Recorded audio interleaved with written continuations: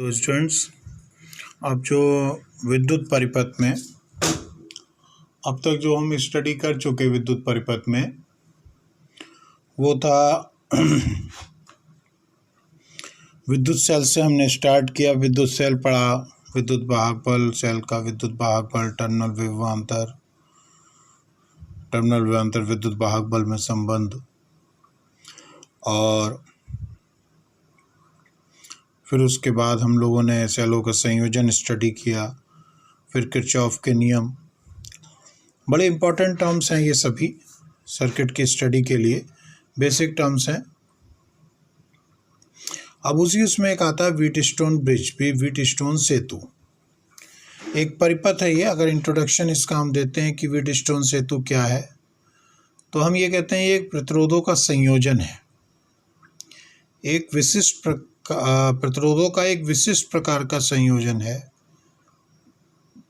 जिसका उपयोग हम अज्ञात प्रतिरोध ज्ञात करने के लिए, कोई ऐसा प्रतिरोध जिसका मान हमें नहीं मालूम है, कोई ऐसा तार जिसका मान हमें नहीं मालूम, जिसके प्रतिरोध का मान, उसकी वैल्यू ज्ञात करने के लिए इस परिपथ का उपयोग किया जाता है। तो पहला इंट्रोडक्शन इसका यही हो जाता है। अब आता है कि भाई इसे व्हीटस्टोन और सेतु क्यों कहते हैं। व्हीटस्टोन इंग्लैंड के एक वैज्ञानिक थे, उनके द्वारा ही ये प्रस्तुत किया गया था, उन्हीं के नाम पर इसे व्हीटस्टोन कहा गया है। सेतु क्यों कहा जाता है, इसको जब हम अभी इसकी क्रियाविधि पढ़ लें तब हम उसको समझ लेते हैं कि हाँ भाई, तब हमें समझ में आता है कि भाई इसे सेतु ब्रिज की तरह क्यों कहा जा रहा है। तो यही हो गया कि व्हीटस्टोन सेतु क्या है। व्हीटस्टोन द्वारा इसे एक विद्युत परिपथ का निर्माण किया गया, जिसकी सहायता से हम अज्ञात प्रतिरोध का मान ज्ञात करते हैं, और उसी को हम कहते हैं व्हीटस्टोन सेतु। ये एक विद्युत परिपथ है। अब इसकी रचना की, सबसे पहले इसके रचना की बात आती है, कंस्ट्रक्शन की बात आती है। कंस्ट्रक्शन क्या है कि इसमें 3 प्रतिरोध होते हैं।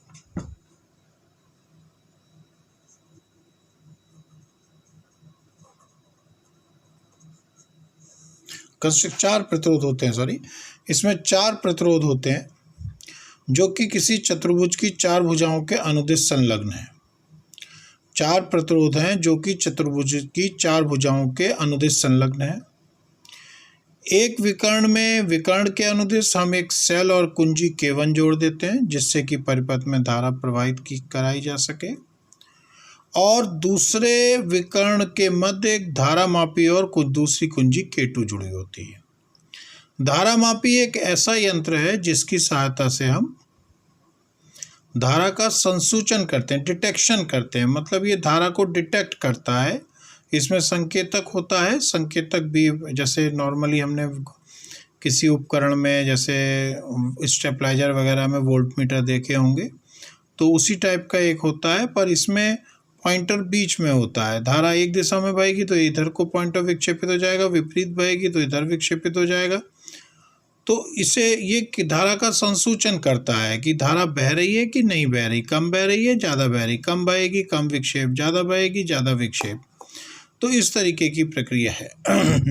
तो ये धारामापी कहलाता है। धारा का संसूचन करता है कि धारा प्रवाहित हो रही है या नहीं हो रही है, या उसी दिशा में है या विपरीत दिशा में है।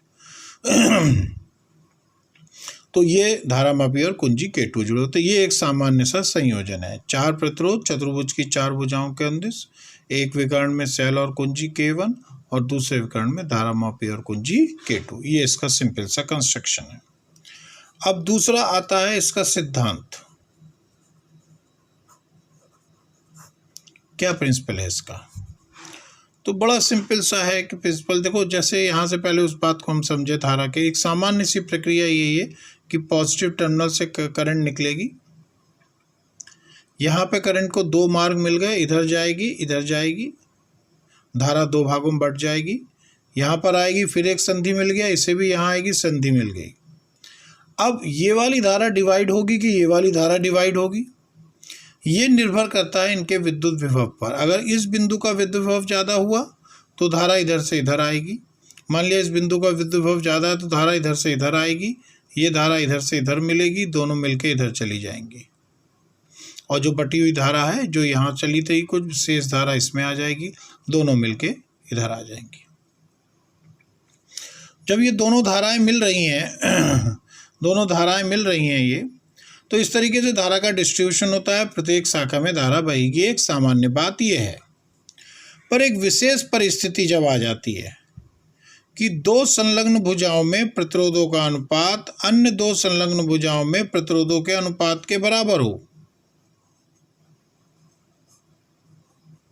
यदि दो संलग्न भुजाओं में प्रतिरोधों का अनुपात, संलग्न मतलब जुड़ी हुई, ये दोनों ले लें चाहे ये दोनों ले लें, दो संलग्न भुजाओं में प्रतिरोधों का अनुपात अन्य दो संलग्न भुजाओं में प्रतिरोधों के अनुपात के बराबर हो गई, तो इस विकर्ण में जो अभी हम समझ रहे थे कि हाँ भाई इसमें धारा, अभी हमने समझाया कि धारा इधर से इधर आएगी, इधर से इधर जाएगी, निर्भर करता है विद्युत विभव पर।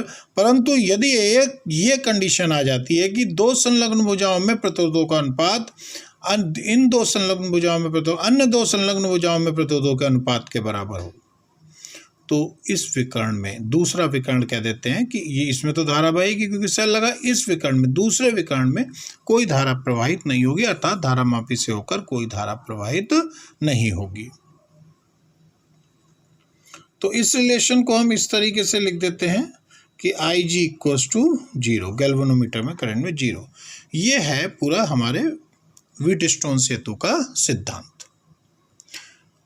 कि दो संलग्न भुजाओं में, बहुत अच्छी तरीके से याद रखना है कि दो संलग्न, चाहे ये दोनों ले लें और ये दोनों ले लें, चाहे ऐसे ऐसे ले लें और ये दोनों ले लें, दो संलग्न भुजाओं में प्रतिरोधों का अनुपात अन्य दो संलग्न भुजाओं में प्रतिरोधों के अनुपात के बराबर होगा, तो दूसरे विकर्ण में अर्थात धारामापी में कोई धारा प्रवाहित नहीं होगी। इसमें है कि अगर ये रिजल्ट हमें मालूम है तो ये रिजल्ट अपने आप ड्रॉ कर लें, कह दें हाँ भाई ऐसा होगा, और अगर ये रिजल्ट मालूम है कहीं दिया हुआ है तो हम अपने आप से ये रिजल्ट ड्रॉ कर लेते हैं।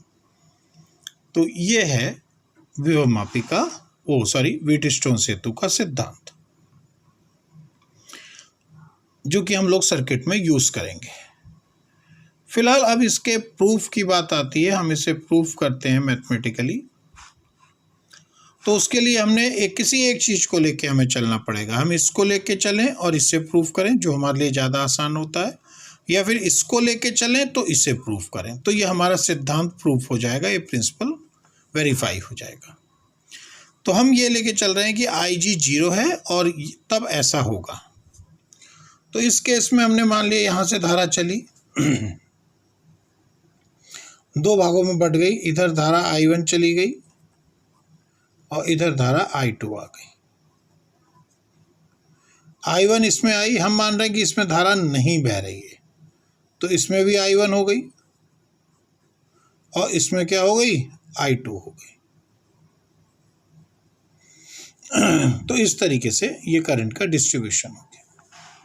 तो अब हम यहाँ पे किरचॉफ के नियम को यूज करेंगे। हमने ये एक बंद पास 1 मान ले रहे हैं और ये बंद पास 2 मान ले रहे हैं। तो अगर हम बंद पास इस वाले में लें, यहाँ पे कुछ नेमिंग कर दे रहे हैं हम, A, B, C,